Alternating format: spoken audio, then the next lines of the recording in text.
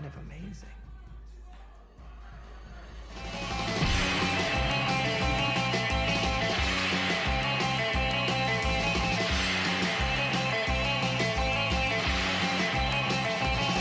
How's it going, and welcome back to the show. This is the program. I'm your host, as always, Matterhead himself, Jacob Hayes. Thank you for joining me.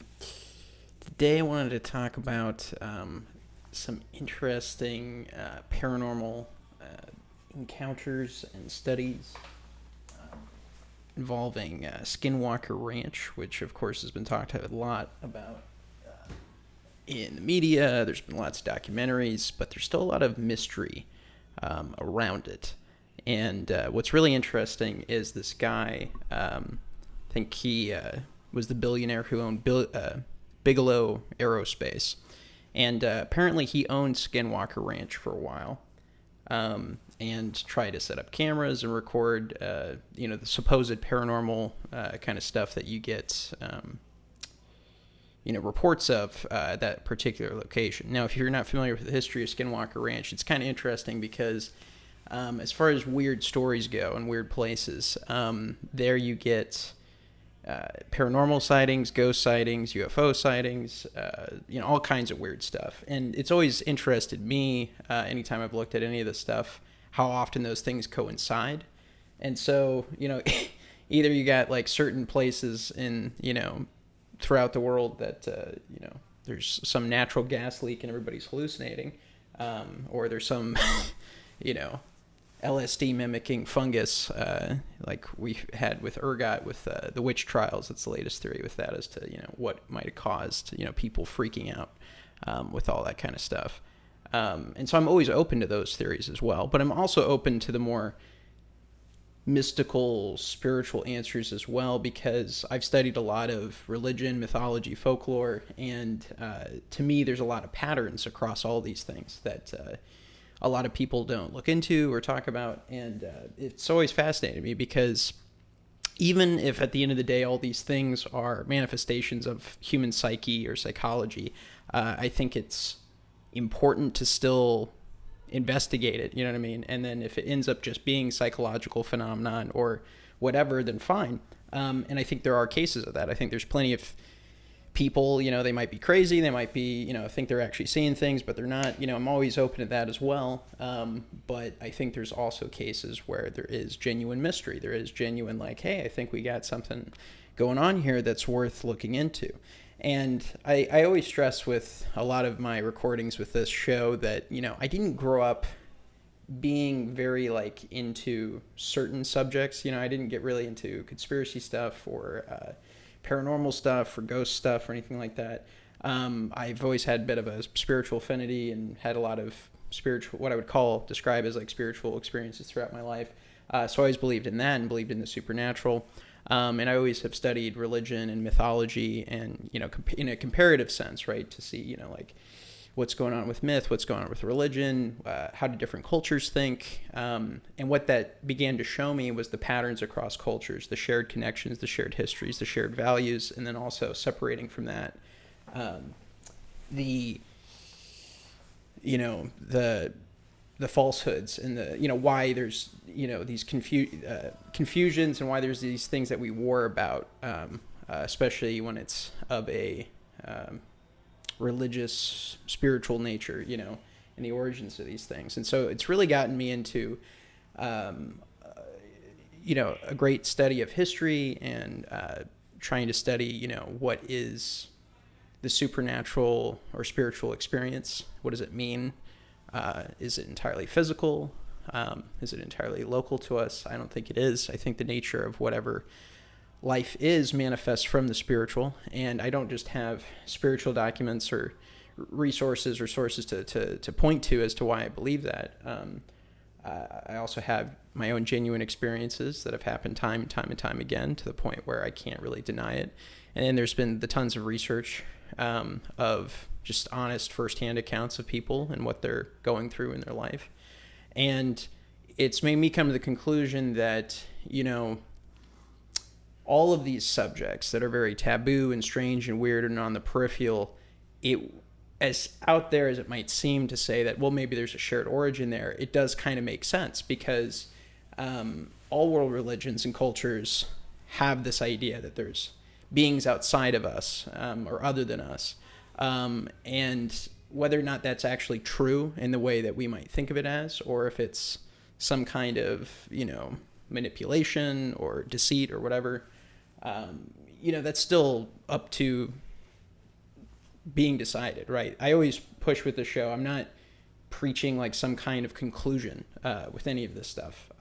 I'm just a kid who's been trying to figure stuff out. I find it interesting. It fascinates me.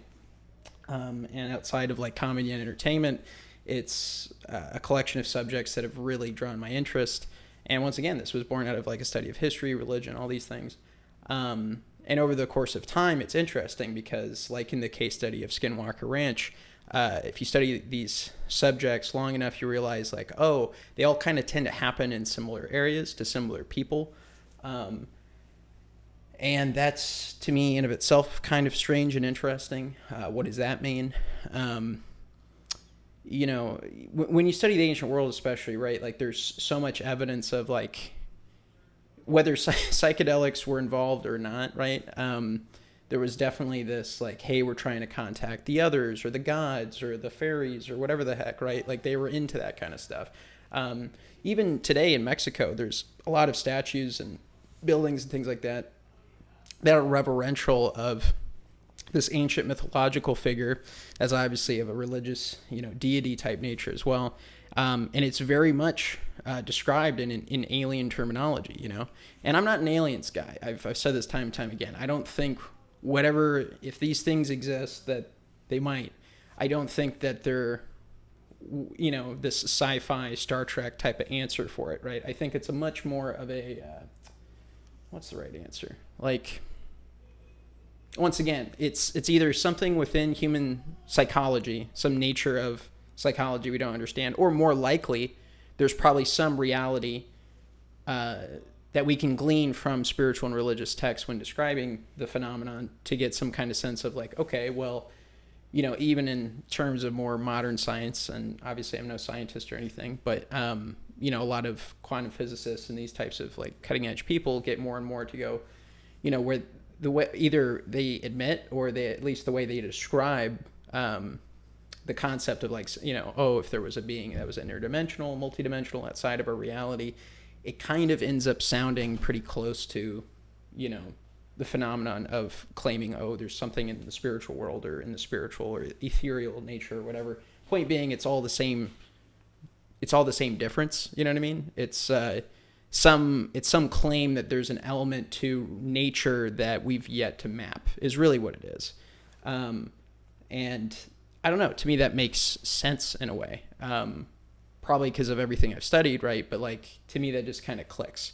And so to me, the Skinwalker story is interesting because it's like, okay, well, why would you have in one spot all of these people, you have this kind of, what they call high strangeness or whatever, where you have one location with a lot of weird happening there, and I don't know, it's interesting. Like even out here in California, there's places that are kind of like that. Like we have Catalina Island, which has an entire history that a lot of people don't seem to know about.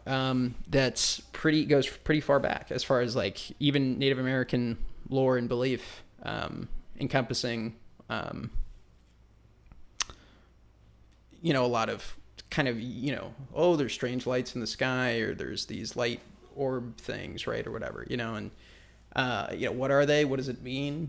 Maybe it's just natural phenomenon. Maybe it's not even like that's why I always stress, like, I'm not trying to sell some kind of X-Files explanation of these things. I just think they're interesting, and that really what got me into it was the military cases, because there's so many military cases. There's a great book called Nukes and UFOs that I recommend checking out, because that convinced me that there's a lot of sober people that the government at least trusts with a gun to, be sober-minded and clear-minded to some extent. And the fact that they were reporting things, I'm like, okay, but you shouldn't just need that. There's also plenty of citizen-based stories, citizen stories that I think are worth examining. And, I'm a very amateur researcher on all this. I grew up as an actor, entertainer. I don't claim to be any kind of expert on any of these subjects. But I'm just trying to share what I've learned along the way. and what I think it might be, because I do think, I mean, if you think about it, like the way Fox, CNN, and all that, and the Pentagon rolled out like their kind of version of like, okay, hey guys, believe in UFOs again. It just felt very like, even if you're not very conspiratorial, like why the hell would you trust the mainstream, perspective on anything, right? But like, why would you listen to their like, oh, the government's gonna be honest with us this round? You know what I mean? That to me just seems kind of crazy. And you could say a lot of the stuff I talk about is crazy, or what I think is crazy. And fine, whatever. I don't really care. But like, once again, I'm just being honest, and I've read and studied a lot of this stuff, and I think that there is some answer to it in what we might call the spiritual or metaphysical. And I don't think I'm alone in that assertion or thinking that the answer is going to be in that. Because the more and more you study the phenomenon, you realize it seems to have been with us all along to some extent. And once again, I can't stress enough how much I'm not like alien, like I don't believe in the ancient alien stuff. I don't think, they're like, they made us or anything like that. There's certainly not anything to be worshipped or feared if the phenomenon is real in that sense, if it's like, hey, there is some kind of thing out there. But once again, I think if you study religion enough, you realize that it's once again, regardless of the religion, regardless of the culture, there's just so many people basically saying like, hey, look, we're dealing with something else. And almost all religious traditions kind of proclaim we're not like the first thing that existed in the sense of like being alive, right? Even outside of the animal kingdom, there's this whole idea of like the first race, which a lot of fictions touched on, like Lord of the Rings. That's what the whole elves, from Norse mythology is based off of, this idea that there's like some kind of predecessor, and I'm not here to say like that's true or not. I have no evidence to say one way or the other, but once again, you get enough of these cultural patterns in the myth, in the folklore, in the stories, and then you bring that up to the modern hand accounts of like weird UFO stories and paranormal sightings, things like that. And then the seeming cover-up of like the spiritual aspect of it, meaning to not look at it in a spiritual sense or in a mystical sense or in a religious sense in any way, but to purely look at it from a kind of science fiction-y way, in the sense of like, it's lizard people from the stars or something insane, right? Like, like there's no rationality, there's no trying to be grounded in, I don't mind a fantastic story. I'm a writer, entertainer, storyteller. I get that. Like, I totally appreciate a good story. But with this kind of stuff, I feel pretty level-headed, and like, I don't buy into something just willy-nilly. Like, I'm following research as much as possible, trying to keep an open mind, second-guessing myself constantly. Like, I think it's healthy to do that. I don't think it's healthy too much to just like land on a conclusion with this subject and just be like, hey, I got the answers and it's all figured out, which is why I always defer people to other people who are a little bit more official with this kind of stuff and more well organized and well researched, like Black Vault Project on YouTube. They're pretty good. But yeah, it's a fascinating subject. I mean, think about it. Anybody as a kid, if they're being honest with themselves, you're sitting around a campfire, there's a part of you that buys into, there's something out there, or there could be something out there. And once again, I always say on my show, like, I'm not trying to just sell the fantastic. We shouldn't just believe in something because it seems cool or because it would make good fiction or whatever, right? But at the same time, I don't think we should negate nature and negate reality in the sense of like, there is so much mystery and wonder and, dare I say, like magic to the world that I think is worth talking about, investigating, researching, understanding. I mean, that to me is what real science is about. All these things, like it's, I feel like we're beginning to lose our sense of wonder with the world and appreciation of how cool it is, and how much out there we still don't know and how much could exist. And that's one of my favorite quotes. I forget where it's from, but it's, there's more, might be a Shakespeare quote, I forget, but there's more things in heaven and hell, or heaven and earth, or something like that, than are dreamt of in your philosophy.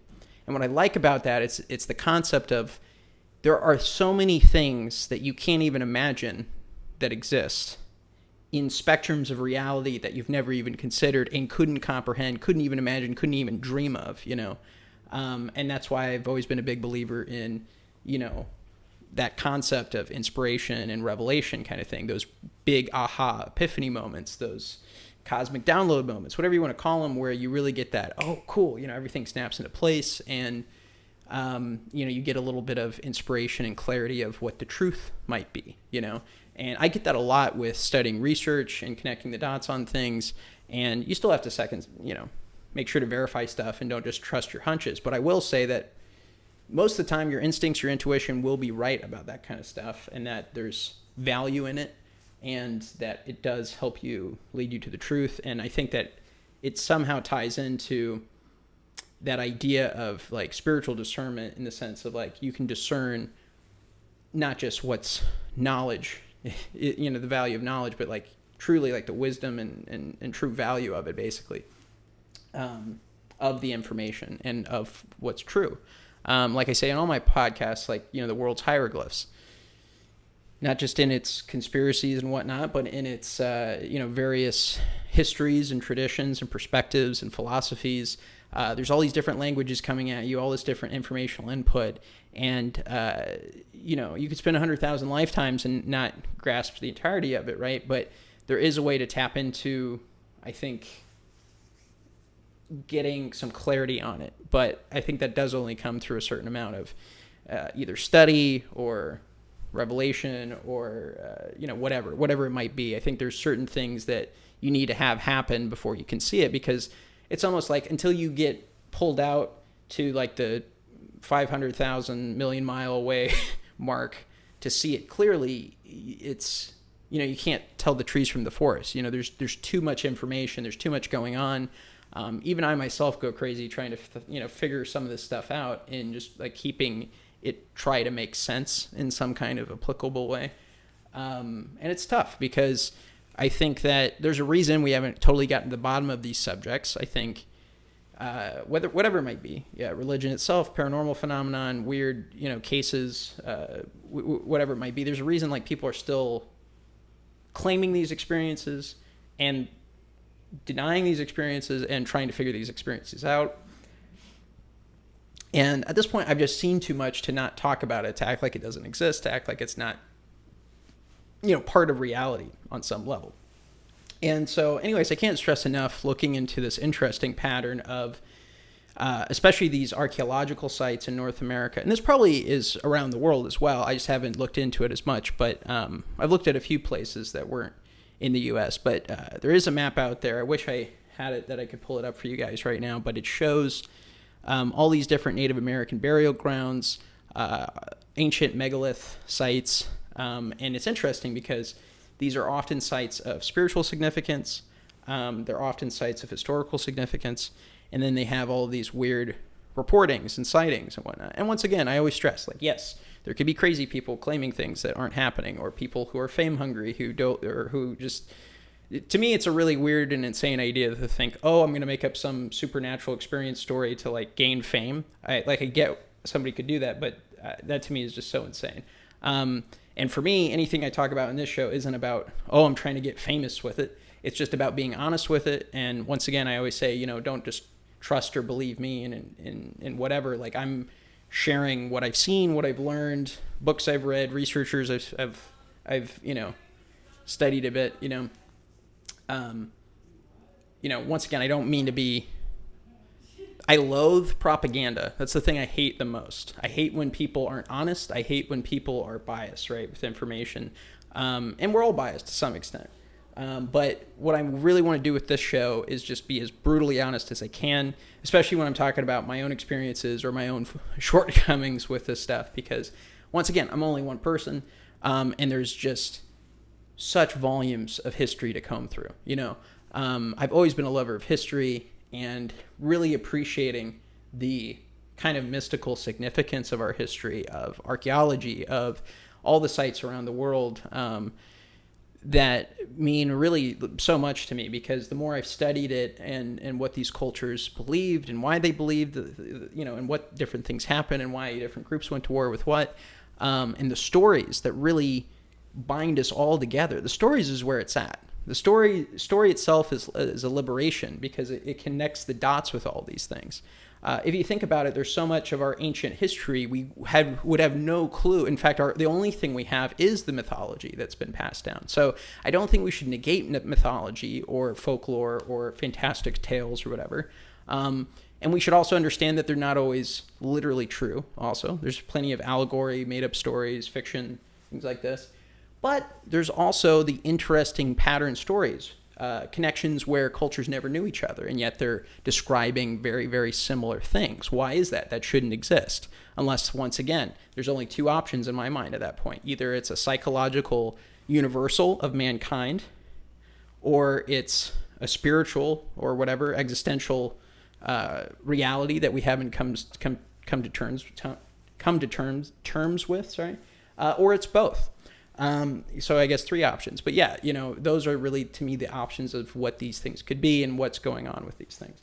And that comes back down to your personal biases and beliefs. Are you open at all to the idea that there could be anything of a spiritual or, once again, just non-understood or not understood natural reality of life, of nature, of reality that just we haven't mapped out on a scientific material level, right? And maybe there aren't things that can be measured in a material level that still exist and are still very profound and important, right? And this is the whole kind of philosophy of the ancient world, in my view, is this, no matter what they believed, I think there were certain shared beliefs that they all had, in the sense of like, well, yeah, obviously reality is emanating from the spiritual. That was a pretty common thing back then. And so to build on that, the idea that there are things of a spiritual nature that we can't exist or interact with too frequently in the material universe, to me makes sense. Or at least isn't that out there of an idea. It's a pretty common idea when you're studying the history of the human story. It's just in modern times, these ideas make us very uncomfortable. And once again, I think some of this phenomenon kind of plays into and leans into that ability, that fluidity of, like you study different cultures, the phenomenon changes. Like the fashion's different, but the patterns, the archetypes within those stories repeat over and over and over and over again. And as we continue with this show, I'll definitely get into some of those archetypes because to me, the archetypes of history itself and of fictional stories and religion and mythology are all very, very fascinating and are very, very real. Even if we're dealing with a fictional story, completely made up story, if there is truth in the archetypes that are being told there, then it can really affect, it affects us. It's like art imitates life, life imitates art.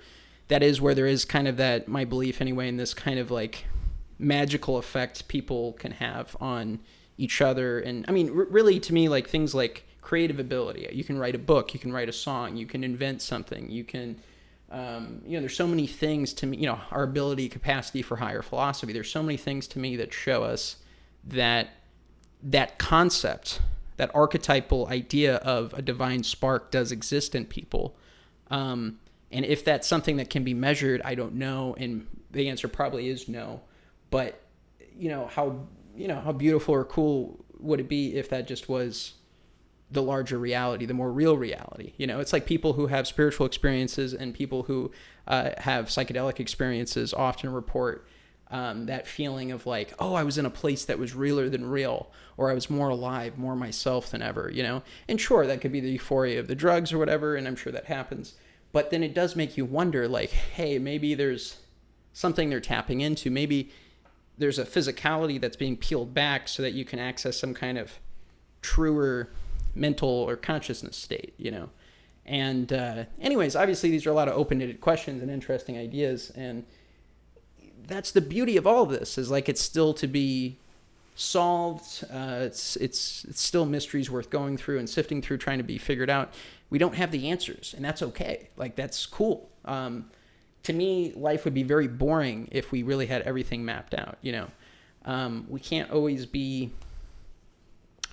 act like the entirety of our world has been figured out, because it just hasn't. And to me, the history of our world shows that the phenomenon repeats enough that once again, it's either very, very real or there is just something profound in our psychological makeup that creates these false nightmares and false dreams for whatever reason. But then again, once again, it's like, well, why do they repeat? Why can we never get rid of them? Why do they exist across cultures? That's the interesting part. And I think the more you study the modern stuff, what I would call the modern folklore, essentially, this urban mythology stuff, right? Like, oh, people claiming UFO sightings or aliens or whatever, you know, it's interesting, all the patterns you'll see with the ancient world.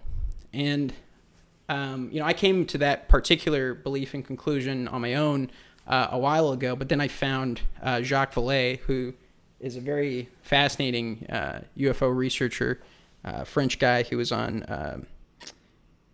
I got his book before all this, but the book's called Passport to Magonia.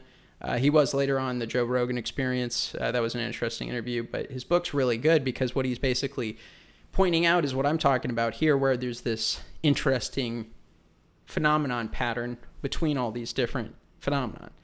And whatever that the source of that is of course still up for debate. But the fact that the pattern exists everywhere constantly and doesn't go away, it just slightly changes fashion and form once again. But the archetype remains. Because that occurs, it's like, I don't know what more you need to say, like, well, it warrants an investigation. It warrants, you know what I mean? Like, it doesn't in of itself prove the phenomenon is what you might think it could be, but it does verify that, yes, there is a pattern occurring. There is a phenomenon in nature that needs to be studied because there's evidence that we're basically not considering on an official level because it makes us uncomfortable, because it's too weird, too strange, too outside of our comprehension. We have no model to relate it to. And for all we know, sure, maybe it could just be some, you know, technology the Russians built or whatever. You know what I mean? Like, I'm open to that too. But once again, when you consider all of the ancient world's beliefs and the weird, you know, like the DMT studies where people all kind of share the same, hey, I talked to the same being and it had the same name and creepy crap like that, I start to go, maybe there is some truth to the idea that humans are spiritual beings in some sense, or are have some kind of capacity for that spiritual experience, you know. And I could be wrong. But once again, I always say, like, I've had a lot of experiences myself that have really convinced me to a certain extent of the reality of these things. I've researched a lot, read a lot. I still have a lot more to learn.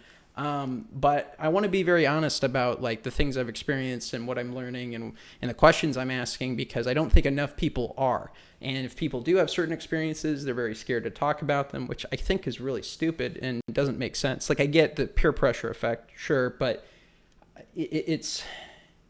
If you genuinely believe something to be true, even if you think that it might not be true, in the sense that, you know, like, or you could be made fun of for bringing it up, I think that's sad that you can't be honest about stuff and just talk about stuff. Because, you know, let's say you experience something that didn't happen at all, or you're crazy, genuinely.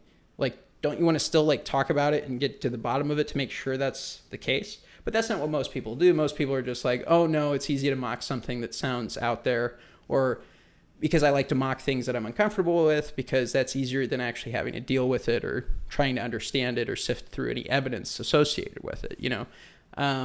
So that's my little PSA with that. But anyway, I think I've ranted enough for this episode. But definitely look more into the Skinwalker Ranch phenomena, or, you know, case.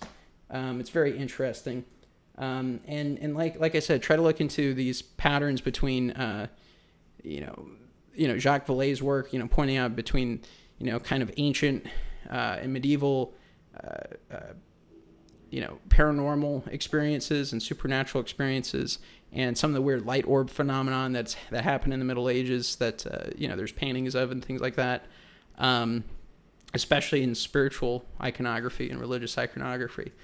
It's very, very interesting. There's definitely something to it, but I always like to tread lightly and tread carefully in claiming what the phenomenon is. And maybe the phenomenon, and I do think this is likely as well, is multifaceted and has many different answers, and there's not just one answer to it, because I think that would probably make more sense than saying, like, oh, there's one blanket answer, and that's it, and that explains all of the things, right?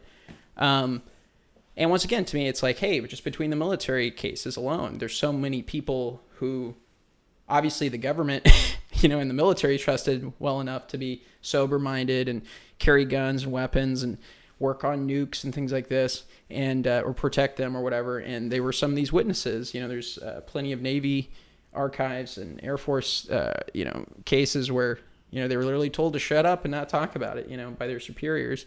And that to me is insightful as well, because it's like, okay, well, what forces are out there that would try to, if the phenomenon is as real as a lot of us believe it to be, why would they try to cover it up? What's the value in that? And that's why I go back to what I mentioned earlier, where I don't think we should worship these things. I'm against the kind of new age cult philosophy on these things, but I'm also, I don't think we should fear them either, and instead try to understand and research more about all of these subjects, because there is some common answer, I'm convinced at this point, between all of these things. Our ancient history, the ancient world, the past, the variances in our religious beliefs, the kind of patterns and symbols that you see in all that, and some of these phenomenon and the stories that have been passed down to us. And anyway, so I'm going to get a lot more into mythology and folklore in the coming episodes, and then also, kind of talking about interesting cases in the paranormal and the supernatural kind of stuff, because I think it's interesting to talk about. And once again, variety of answers, a variety of origins could be causing these kinds of experiences and phenomena. That's why it's interesting to try to get to the bottom of it and not try to just preach, your ideology or your belief. I think it's important to really just take it by, a case-by-case basis, and to be as open-minded as possible and consider every case from like every angle and every perspective. So anyways, I hope you enjoyed this. Some episodes we get more into the mysteries of things. Sometimes we talk more comedy and entertainment. So it's a bit of a mix and a variety on this show. So I hope you like it. Once again, my name's Jacob Hayes. You've been watching the program. Thank you very much for joining me.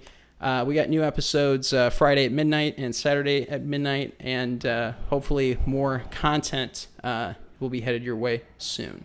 Make sure to check out my YouTube channel, Strange TV, and the program, and make sure to check out my website, strangetelevision.com. For all my live stand-up comedy stuff, I know I'm not always funny in every program, but I do also do stand-up comedy. Be sure to check out my Instagram handle at Matterhead. That's like the Matterhead. And you can also check me out on Twitter at the Matterhead. I think that's all of it. Jeez, way too much social media plugs.